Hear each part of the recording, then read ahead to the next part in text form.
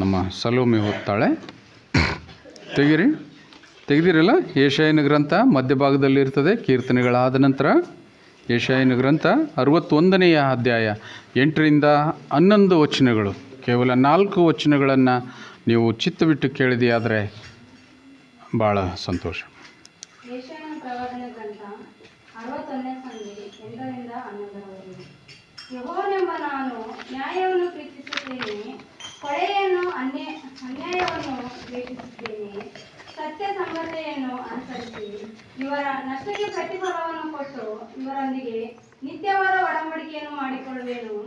ಇವರ ಸಂತಾನವು ಜನಾಂಗಗಳಲ್ಲಿ ಪ್ರಖ್ಯಾತವಾಗುವುದು. ಇವರ ಸಂತತಿಯು ಅನ್ಯ ದೇಶೀಯರೆಲ್ಲರೂ ಹೆಸರುಗೊಳ್ಳುವುದು. ಇವರನ್ನು ನೋಡುವವರೆಲ್ಲರೂ ಯೆಹೋವನ ಆಶೀರ್ವದಿಸಿದ ವಂಶವೇ ಇದು ಎಂದು ಒಪ್ಪಿಕೊಳ್ಳುವರು. ನಾನು ಯೆಹೋವನಲ್ಲಿ ಪರಮಾನಂದ ಪಡುವೆನು. ನನ್ನ ಆತ್ಮವು ನನ್ನ ದೇವರಲ್ಲಿ ಹಿಗ್ಗುವುದು. ವರನು ಬಾಸಿಂಗವನ್ನು ಧರಿಸಿಕೊಳ್ಳುವಂತೆಯೂ ವಧುವು ತನ್ನನ್ನು ಆಭರಣಗಳಿಂದ ಅಲಂಕರಿಸಿಕೊಳ್ಳುವ ಹಾಗೆ ಆತನು ನನಗೆ ರಕ್ಷಣೆ ಎಂಬ ವಸ್ತ್ರವನ್ನು ಹೊದಿಸಿ ಧರ್ಮವೆಂಬ ನಿಲುವಂಗಿಯನ್ನು ತೊಡಿಸಿದನಲ್ಲ. ಭೂಮಿ ತನ್ನೊಳಗಿಂದ ಮೊಳಕೆಯನ್ನು ಹೊರಡಿಸುವಂತೆಯೂ ತೋಟವು ತನ್ನಲ್ಲಿ ಬಿತ್ತಿದ್ದನ್ನು ಮೊಳೆಯಿಸುವ ಹಾಗೆ ಕರ್ತನಾದ ಯೆಹೋವನು ಎಲ್ಲ ಜನಾಂಗಗಳಲ್ಲಿ ಎದುರಿನಲ್ಲಿ ಧರ್ಮವನ್ನು ಸ್ತೋತ್ರವನ್ನು ಮೊಳೆಯಿಸುವೆನು ಎಂಬುದು. ದೇವರು ಈ ವಾಕ್ಯವನ್ನು ನಮ್ಮೆಲ್ಲರ ಆತ್ಮೀಯ ಲಾಭಕ್ಕಾಗಿ ಆಶೀರ್ವದಿಸುವಾಗ ಹೊಸ ಒಡಂಬಡಿಕೆಯ ಭಾಗ ಪ್ರಕಟಣೆಯಲ್ಲಿದೆ. ಪ್ರಕಟಣೆ 19ನೇ ಅಧ್ಯಾಯ 7ರಿಂದ 10 ವಚನಗಳು. ಇಲ್ಲಿ ಕೂಡ 3 ವಚನಗಳನ್ನು ನಾವು ಓದಿ ಧ್ಯಾನಿಸಿಕೊಳ್ಳುವ. ಬರೆಯಬೇಕು.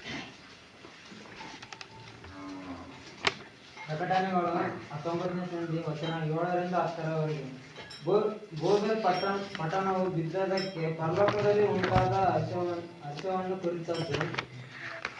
ಯಜ್ಞದ ಕುರಿಯಾದ ಆತನ ವಿವಾಹವು ಕಾಲವು ಬಂತು. ಆತನಿಗೆ ವಿವಾಹ ಆಗುವ ಕನ್ಯೆ ತನ್ನನ್ನು ಸಿದ್ಧ ಮಾಡಿಕೊಂಡಿದ್ದಾಳೆ. ಸಂತೋಷ ಪಡೋಣ, ಹರ್ಷಗೊಳ್ಳೋಣ, ಆತನನ್ನು ಘನಪಡಿಸೋಣ ಎಂದು ಹೇಳಿತು. ಪ್ರಕಾಶಮಾನವೂ ನಿರ್ಮಲವೂ ಆದ ನಯವಾದ ನಾರುಮಡಿಯನ್ನು ಧರಿಸಿಕೊಳ್ಳುವುದಕ್ಕೆ ಆಕೆಗೆ ಅನುಗ್ರಹಿಸೋಣವಾಗಿತ್ತು. ಆ ನಾರುಮಡಿ ಅದಕ್ಕೆ ದೇವಜನರ ಸತ್ಕಾರ್ಯಗಳೇ. ಇದಲ್ಲದೆ ಅವನು ನನ್ನ ಸಂಗಡ ಮಾತಾಡುತ್ತಾ, ಯಜ್ಞದ ಕುರಿಯಾದಾತನ ವಿವಾಹದ ಔತಣಕ್ಕೆ ಕರೆಸಿಕೊಂಡವರು ಧನ್ಯರು ಎಂಬುದಾಗಿ ಬರೆ ಎಂದು ನನಗೆ ಹೇಳಿ, ಈ ಮಾತುಗಳು ದೇವರ ಸತ್ಯವಚನಗಳಾಗಿವೆ ಅಂದನು. ಆಗ ನಾನು ಅವನಿಗೆ ನಮಸ್ಕಾರ ಮಾಡಬೇಕೆಂದು ಆತನ ಪಾದಗಳ ಮುಂದೆ ಬೀಳಲು ಅವನು, ಮಾಡಬೇಡ, ನೋಡು, ನಾನು ನಿನಗೂ ಯೇಸುವಿನ ವಿಷಯವಾದ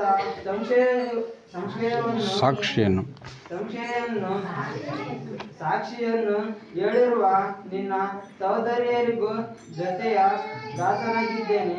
ದೇವರಿಗೆ ನಮಸ್ಕಾರ ಮಾಡು ಅಂದನು. ಯೇಸುವಿನ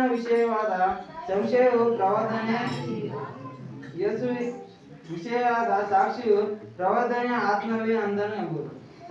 ದೇವರು ಈ ವಾಕ್ಯವನ್ನು